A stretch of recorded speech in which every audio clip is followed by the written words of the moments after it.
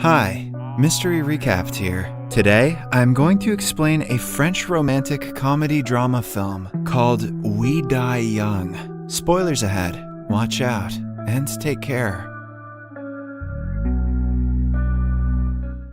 14-year-old Lucas lives in Washington, D.C. and works as a collector for a gang called the MS-13. Since he is young and looks fairly innocent, the gang uses him to collect debts and deliver illegal substances in guarded areas. In an opening monologue, Lucas explains the ins and outs of the gang and the way it functions. There are more than 10,000 MS-13 members in over 40 states. Their influence ranges from business to politics, but their main source of income is the illegal trade of recreational drugs. The lowest rank of the gang is the Blue Boys, who are in charge of selling. They give the money to the collectors, which is then handed to the second highest gang member, Jester. At last, the money goes to the merciless gang leader, Rincon. He makes every decision for the group and is a god to the members of the gang. Lucas is merely a collector, but works closely with Rincon. The friendship between them is not liked by the right-hand man, Jester. He knows that Rincon favors the kid more than him. This makes his blood boil because he has worshipped Rincon since the beginning of the gang. One afternoon, Lucas collects the money from the Blue Boys and brings it to the leader. He witnesses some gangsters beating a man to death for refusing to pay the money he owes. Seeing people being murdered is a usual day for the kid. Then we are introduced to a mute Afghanistan war veteran named Daniel. Lucas's customers consist of several people from street junkies to high-profile individuals, but out of all of them, Daniel stands out the most. Unlike most people who consume pills for fun, he does so to block an unsolved trauma. He works at a local car shop and helps Lucas whenever he can. For the past few days, Rincon is stressed because an FBI car has been parked outside his house, keeping an eye on him.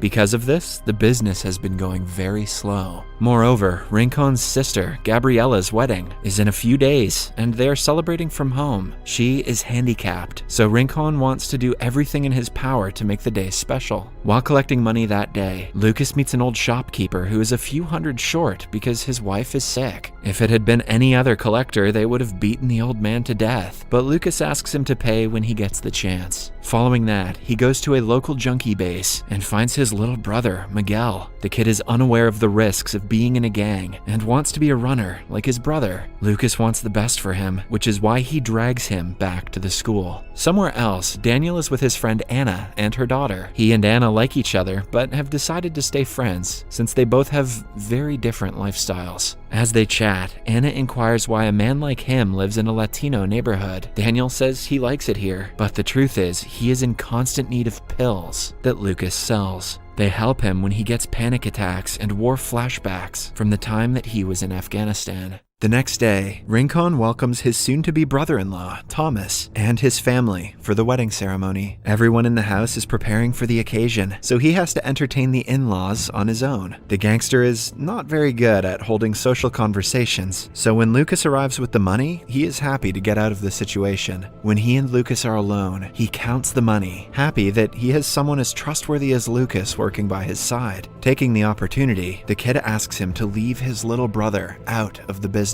Rincon agrees and gives him a suit to wear at the wedding, which is in a few hours. But before that, there is a very special task he wants Lucas to complete. He has to deliver 2 packs of illegal goods to the receiver of a rival gang. This is the most important task Lucas has ever been handed, only because anyone else would be suspected by the FBI outside the house. Jester is yet again not a fan of the idea and thinks the kid will mess up the deal, but he cannot go against the leader's decision. Before dismissing him, Rincon orders him to leave Lucas's little brother out of the gang activities. Outside, Lucas is on his way to make the delivery when a kid informs him that his brother is going through a jump-in. It is a process where everyone gets to beat up a person for 13 seconds, and by the end of it, the person will be a part of the gang. Lucas tries to save his little brother, but the others restrain him and proceed to hit the kid. Some seconds later, they stop and welcome him to the gang. Fortunately, Miguel is only mildly injured. Lucas asks him to come with him just to make sure he is fine. However, instead of going to the tracks to make the delivery, he decides to bring Miguel to their house. He doesn't want the kid to stay near the gang anymore and packs up his bags to send him to a baseball camp. But while doing so, he accidentally drops one of the packages that Rincon had given him.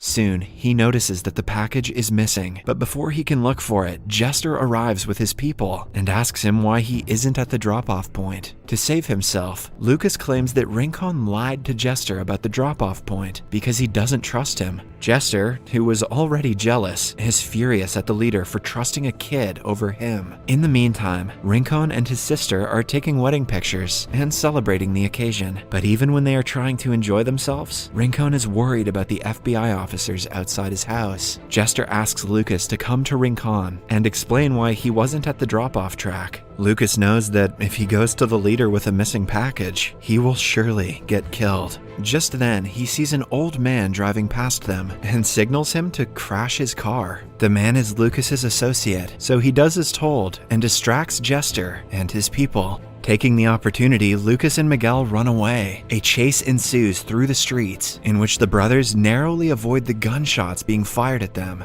Eventually, they meet Daniel, who drives them away from the gangsters. Suddenly, they get into an accident, and the screen goes black. A flashback shows us Daniel's struggles when he was in Afghanistan. He kills several people and watches his friend get killed by the enemies. Back in the present, he comes back to his senses and sees that Miguel's leg is stuck in the seat. He quickly gets out and helps the brothers before they hide in his room. Lucas dresses Miguel's wound to the best of his capabilities while discussing their next step. Somewhere else, Jester goes to Rincon and tells him that Lucas has betrayed them and run away with the packages. Rincon is shocked because he trusted the kid more than his closest mates. If they do not deliver the packages, they will surely be attacked by the rival cartel, and the wedding will be ruined alongside the loss in business. Since he has to be at the wedding, he orders Jester to bring Lucas and the packages at any cost. Lucas, on the other hand, knows that the only way for him to survive is by handing Rincon both the packages. He goes through the bags and sees that the second one is missing as well. Upon realizing that it must have dropped in the car, he rushes to the crash site.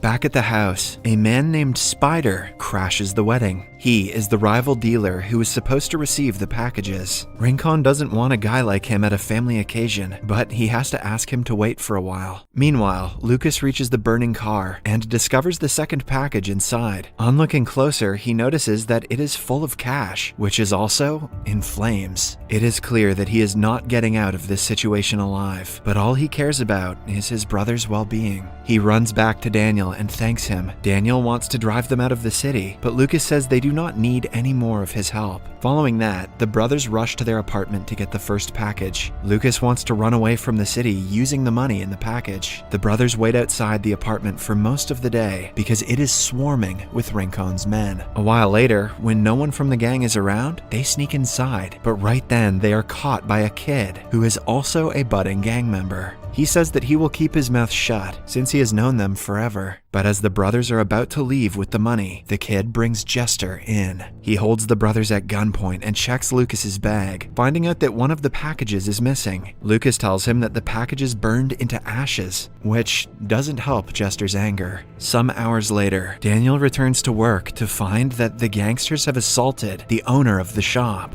An enraged Anna blames him for the old man's condition. It turns out that Jester and the gangsters were there to look for the second package, which is why the owner was beaten. After discovering that the kids have been caught, Daniel decides to risk his life to get them out of there safely. Anna tries to convince him otherwise, but she cannot persuade him to abort his plan. In the meantime, Rincon's sister gets married, and the newlyweds kiss. Lucas and Miguel are brought to the house by Jester. He keeps them waiting until Rincon gets done with the ceremony. Outside in the kitchen, one of Gabriella's friends is preparing drinks for the guests. All of a sudden, Spider starts touching her inappropriately. Sometime later, Rincon enters the kitchen and sees him assaulting his sister-like friend. In a fit of rage, the gangster beats Spider to death and asks the girl to clean the blood. Outside, Daniel arrives and threatens two guards. They get into a fight, which ends in the death of one of the guards. Daniel holds the other hostage and thinks of a plan. He knows that he cannot just walk in and save the boys. What he needs is a distraction. Hence, he brings the hostage in front of the FBI officers. The other gangsters see this and bring their weapons out. When the FBI officers find out about the guns, they call for backup, and soon, a shootout starts. Rincon meets Lucas and asks him where the other package is, but before he can answer, gunshots are heard. The wedding is interrupted by a dead body dropping out of the window. Everyone starts running for their lives, which causes chaos. Daniel is spotted and shot in the leg, but he somehow manages to get the boys. He ties Miguel's jacket around his wound before bringing them outside. To Rincon's dismay, his sister is also shot and killed in the shootout. Daniel, Lucas, and Miguel are now on a railway track nearby. Jester catches up to them and orders them to hand over the second package. It turns out Daniel stole it amidst the shootout. Suddenly, Daniel falls to the ground because of the injury, and Rincon arrives at the same time. He is devastated by his sister's death and blames the kids for the mishap. But to everyone's surprise, he asks the brothers to run away and never come back to DC again. Jester is beyond shocked. He believes that Rincon is no longer fit to run the gang, so he shoots him dead. Then he asks for the package one more time. Daniel throws Miguel his jacket and hands the package to Jester. The boys use this opportunity to run away. However, Jester soon finds out that the package is empty. He is ready to kill Daniel when the gangster kid who ratted them out earlier shoots him.